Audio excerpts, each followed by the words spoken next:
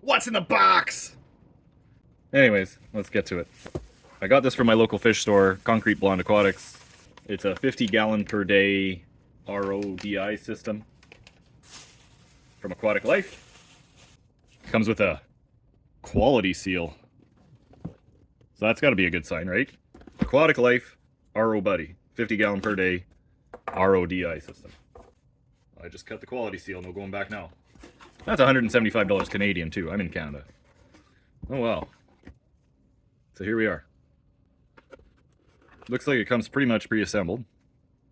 We have the sediment cartridge, the carbon cartridge. So your water goes in here, comes out here, then you also have your wastewater here. So that's the RO bundle, I believe. Now the deionization is in here. So there is some assembly required. Comes with a fair amount of tubing, some brackets, filter wrench, some fittings. This is a 50-gallon per day membrane, RO Classic. And this should be the deionization filter. Very good. So this should help with my GH problems, I hope. A very high GH.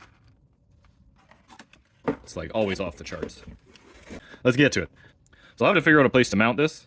It came with some Phillips head screws, but the fact that I'm in Canada, I am by law required to change out any Phillips that I'm provided with for Robertson head screws. One. This little Bosch driver, by the way, is amazing. Perfect. And onto there goes the hose adapter. And that actually cut extremely well. And we'll cut this one in there. Now I should just need to make some connections, turn on the water, and away we go. All right, now I'll start with the supply. I just pull this blue clip. Use the fancy tool they give you. And this plug should come right out. It does. Nice little rubber stopper. Now I already forgot which line was which that I just cut. I think this is the one I wanted for supply. Now do I just, will this work? Push in. Do I do it like that? And then the clip goes back in. Okay, so there's my supply there.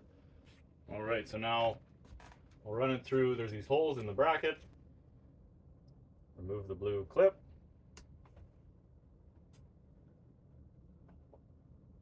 Punch it in. We'll use the tool to pull it back out.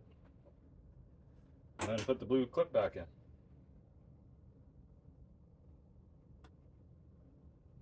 So for the waste, it's kind of the same thing. We pull the blue clip. Use the tool to press down on the fitting. Pull the little plug out. So then we just plug it in. Make sure you get good engagement. Use the tool to kind of wedge the lock back up. Then we'll put the blue dealie back in so it doesn't release itself by accident. That seems pretty snug. So I'll put the waste back in there. Now I know any real man would have thrown these instructions out a long time ago, but you don't want to waste your membrane filtering out the stuff they use to preserve these cartridges. So you want to flush the cartridges first, then install your membrane filter. Then you want to flush your membrane filter before you install the deionizing cartridge. So I may have just saved myself some heartache there by, reading the instructions. I know most people just throw these out, but every once in a while, take a look, make sure you know what you're doing. Okay, so we're going rogue here, no tripod. So what I do is I have my water going to the water supply, and I have my waste and my filtered water going to my bucket here. So to flush the system, all I should have to do is turn on the water and hope nothing leaks.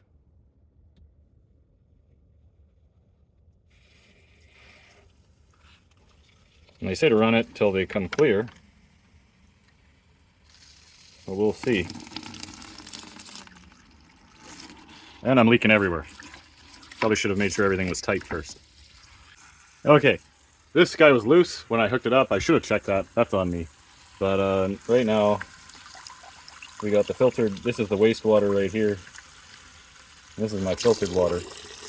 Okay, so I flushed that for 5 minutes as they recommend, and now the next step is to install the filter membrane for the RO filter. Remove the blue clip, disconnect the line, and we use our fancy filter wrench to remove the lid.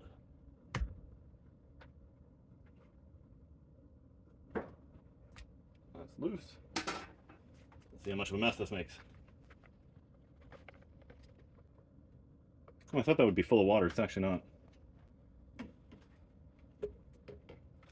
Now this guy goes, and the instructions say this has to be level with the top of this.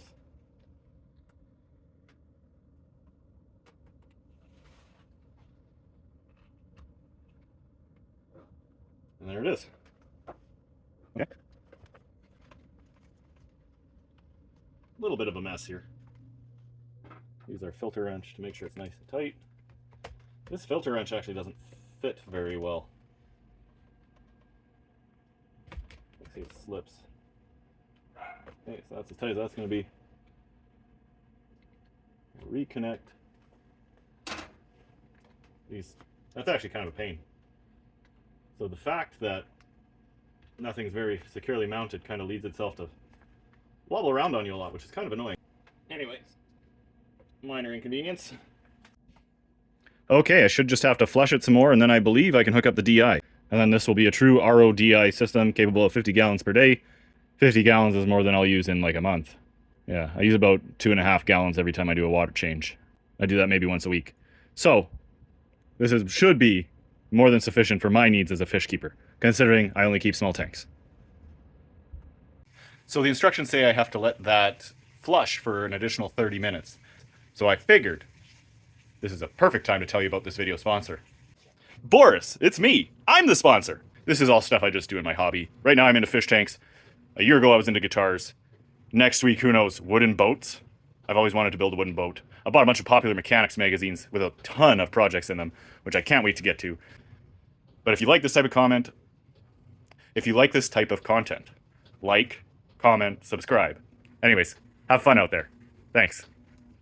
Okay, so if you remember at the beginning of the video, I said I was doing this whole exercise because I had a very high GH in my tap water. So I did an initial test just after finishing the RO part of the installation, and the results are pretty good. As you can see, my tank, GH and KH match the tap water. However, my filtered water came in at 0. The pH is a little lower as well. So I think I'm going to stop and save the DI filter in case I get into salt water. They are kind of expensive, so I'd rather not use it if I don't have to. I don't think it's really important for fresh water. If I'm wrong, drop it in the comments, tell me. I love to learn. So as I feed my fish here, let's talk about some first impressions. The packaging was really nice. The product seems well built. The instructions were very good, very informational. The installation was very easy. So I would give the RO Buddy from Aquatic Life a 9 out of 10, only because it would have to be something extremely exceptional to get a 10 out of 10. It's a good product. It does what I expected it to do. It lowered the GH and KH in my tap water. So over time we'll see how it does. This tank is going to get shut down soon because everything's moving into this new all-in-one one I built with the really nice painted black background that I did not do because I set this one up rather hastily. And I was thinking about getting into a marine nano tank where I would want to then hook up the deionization filter. At least as far as I know, which isn't much. If you know whether or not that would be required, please drop it in the comments. I love to learn new things. So I would say that this is a good product and well worth the $170 investment. If you happen to make it this far and enjoyed the content, please take a couple of seconds to click the like button, drop a comment. If you really liked it, feel free to subscribe. I put out all kinds of stuff. Anyways, thank you very much. And, go out and have some fun.